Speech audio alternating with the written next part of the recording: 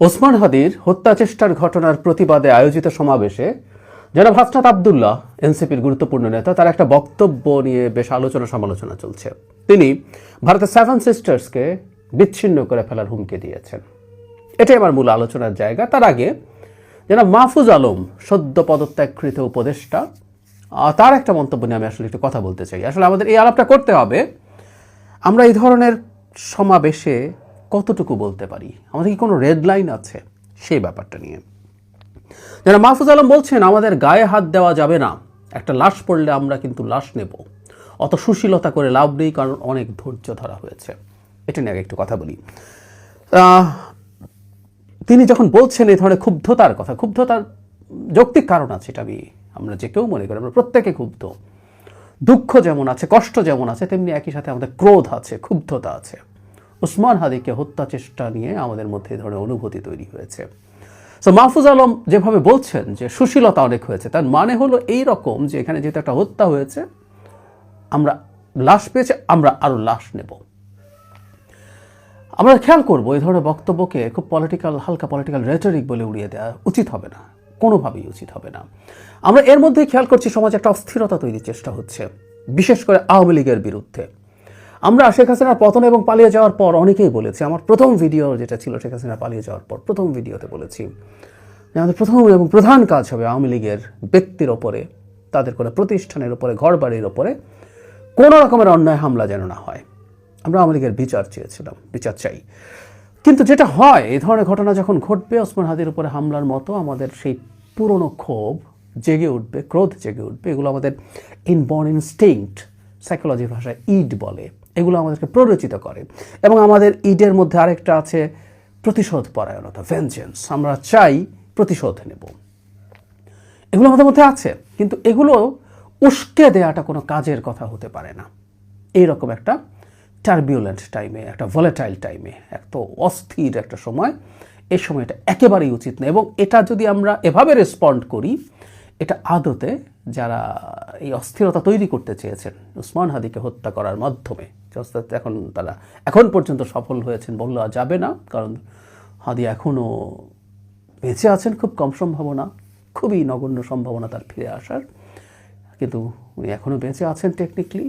কিন্তু তারপরও এই চেষ্টাটা তারা এই কারণে করেছে, হত্যা করে ফেলার কারণ এই ধরনের প্রেক্ষাপট যেন তৈরি হয়।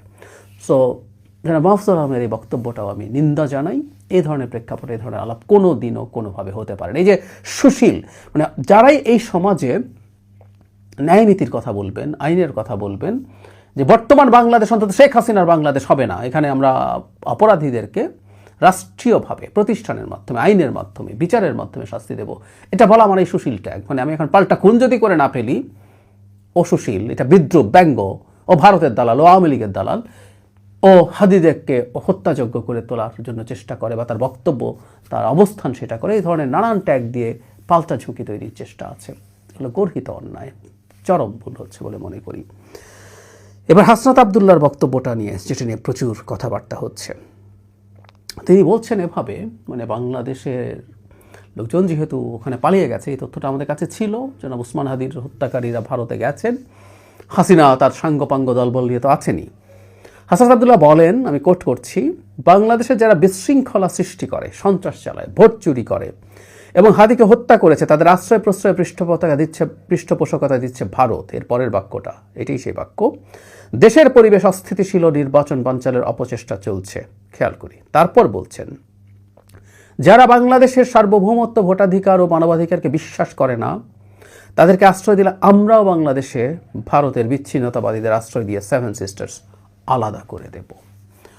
5 আগস্ট পরবর্তী সময় এই সেভেন সিস্টার্স আলাদা করে দেবটে ওই আলাপটা প্রচুর হয়েছে। আমার মনে আছে যখন অগাস্টে শেখ হাসিনা পতনের পর একটা বিশাল বন্যা হয়েছিল ভারতের পানি ছেড়ে দেওয়ার কারণে, তখন এমন স্লোগান আমি নিজ কানে ঢাকা ইউনিভার্সিটিতে শুনেছি, বন্যায় যদি মানুষ মরে সেভেন সিস্টার্স থাকবে না রে, এই ধরনের স্লোগান হয়েছে। এটার ভিডিও প্রচুর ছড়িয়ে পড়েছে। মানে সেভেন সিস্টার্স আলাদা আলাদা করে দেবো, ভারতকে আমরা হুমকি দিচ্ছি এই ধরনের ভাষায়। পারি কি দিতে? দেয়া ঠিক হবে কি? যেন হাসনাত আব্দুল্লাহর জায়গা থেকে ঠিক হবে। এই মুহূর্তে বাংলাদেশে এনসিপিকে আমরা তৃতীয় প্রধান দল হিসেবে ধরছি। আমরা জানি না আসলে তাদের জনসমর্থন কেমন, এই নির্বাচনে অনেকটা বোঝা যাবে। কিন্তু যেহেতু খুবই গুরুত্বপূর্ণ মুখ, জনাব হাসনাত আবদুল্লাহ নিজেও সেরকম একজন এই গণ অভ্যুত্থানের গুরুত্বপূর্ণ মুখ, তাদেরকে আমরা মূল্য দিই, মূল্যায়ন করি, সমাজে এই মূল্যায়ন আছে, এটা ফ্যাক্ট। তাদের আগের যে সোশ্যাল ক্যাপিটাল তৈরি হয়েছিল সেই আন্দোলনের পর, সাফল্যের পর, এই গণ অভ্যুত্থানের পর, সেটা অনেকখানি কমে গেছে নানা কারণে, আমি সেই আলোচনায় যাচ্ছি না, কিন্তু তারপরও তারা গুরুত্বপূর্ণ এবং সেই দলেরই অত্যন্ত গুরুত্বপূর্ণ একজন সদস্য। তিনি মানে দেশকে যে দুটো জোনে ভাগ করা হয়েছে, আমি কনফিউজড, উত্তর বা দক্ষিণ, কোনো একটা অঞ্চলের মুখ্য সংগঠক তিনি, অত্যন্ত গুরুত্বপূর্ণ একটা পদে তিনি আছেন। হাসনাত আবদুল্লাহ তাহলে বলছেন যে তিনি বাংলাদেশের মাটিতে ভারতের বিচ্ছিন্নতাবাদীদেরকে আশ্রয় দিয়ে সেভেন সিস্টার্সকে বিচ্ছিন্ন করে দেবেন। যুক্তি তিনি যেটা দিচ্ছেন এটাকে অ্যাপারেন্টলি যৌক্তিক মনে হয়, কারণ শেখ হাসিনা তো আসলে ওখানে বসে বাংলাদেশকে আনস্টেবল করার চেষ্টা করছে, কোনো সন্দেহ নেই, প্রকাশ্য হুমকি দিচ্ছেন, ওকে খুন করে ফেলতে হবে ধরনের কথাও বলছেন, তার লোকজন বলছে তিনি সায় দিচ্ছেন, দেখে নিতে হবে, তালিকা করে রাখছেন, ইত্যাদি ইত্যাদি, সমন্বয়কদের বিরুদ্ধে কথা বলছেন, সেই তালিকায় নিশ্চিতভাবেই হাসনাত আবদুল্লাহ আছেন। এত কিছুর পরও কি ভারতকে এই হুমকিটা আমরা দিতে পারি? দেওয়া উচিত হবে। একটা কথা মাথায় রাখতে হয়, আমরা রাষ্ট্র হিসাবে যখন আরেক রাষ্ট্রের সাথে আলোচনা করি, আমরা প্রকাশ্যে অন্তত তার টেরিটোরিয়াল ইন্টিগ্রিটি নিয়ে কথা বলতে পারি না। এটা ভয়ঙ্কর ব্যাপার, এটা খুবই বেসিক ব্যাপার। এখন প্রশ্ন আসতে পারে, ভারতের কেউ কি বলে নাই? ভারতের কেউ কেউ কখনো কখনো বলার চেষ্টা করেছে। ধরুন অখণ্ড ভারত যে মানচিত্র তারা তাদের নতুন পার্লামেন্টে দিয়েছে, এটা বাংলাদেশের টেরিটোরিয়াল ইন্টিগ্রিটিকে পুরোপুরি অস্বীকার করা হয়েছে।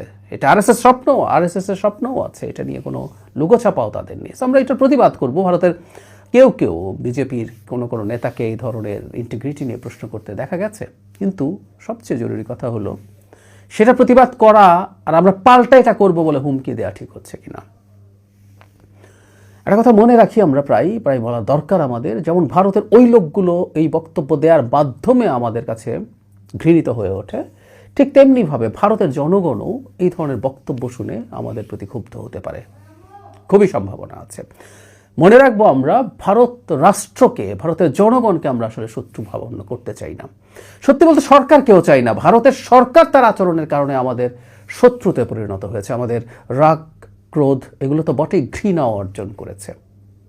কিন্তু আমরা চাই জনগণের সাথে আমাদের একটা সম্পর্ক তৈরি হোক, থাকুক, ওয়ার্কিং সম্পর্ক। আমি বলছি না অতি ক্লোজ সম্পর্ক, বন্ধুত্ব, এসব না, কিন্তু পরস্পরের সাথে আমরা যাতে কাজ করতে পারি, আমাদের পরস্পরের প্রয়োজনে যেতে পারি, আসতে পারি, ইন্টারাক্ট করতে পারি, এই ধরনের বক্তব্য জনগণের প্রতিও মধ্যেও ক্ষুব্ধতা তৈরি করতে পারে। এবং ভারতের সরকার বসে আছে, মিডিয়া বসে আছে, যেটাকে এখন গদি মিডিয়া বলে, এই বক্তব্যগুলো পিক করার জন্য, এবং তারা এগুলো স্প্রেড করে দেবেই।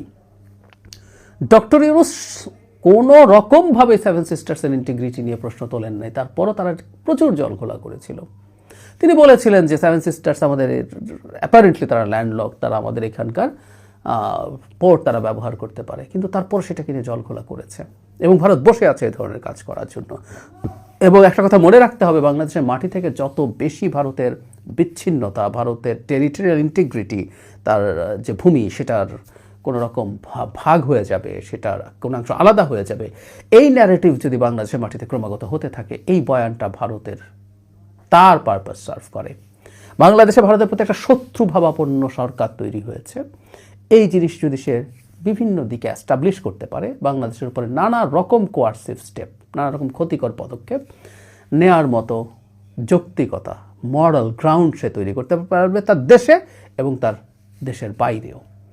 অত্যন্ত অত্যন্ত ভুল বক্তব্য যেন হাসনাত আবদুল্লাহর। আমরা ভারতের সব কিছুর পরও বাংলাদেশের এখন এবং ভবিষ্যতের প্রত্যেকটা রাজনৈতিক দল যারাই ক্ষমতায় আসবে, তাদের এই একটা জিনিস দ্ব্যর্থহীন ভাষায় নিশ্চিত করতে হবে যে ভারতের টেরিটোরিয়াল ইন্টিগ্রিটি নিয়ে কেউ কখনো কিছু করবে না। একসময় বাংলাদেশের মাটি থেকে এগুলো হয়েছে বলে অভিযোগ ছিল, কিন্তু ভারতকে এই আশ্বস্ত করতে হবে। আমাদের মনে রাখতে হবে, এত বড় একটা সুপার পাওয়ারের পাশে বসে তার যদি যে অংশটা নিয়ে, তার তো এটা আসলে খুবই স্ট্র্যাটেজিক্যালি সমস্যার জায়গা আছে, তার স্ট্র্যাটেজিক একটা চোখ পয়েন্ট আছে।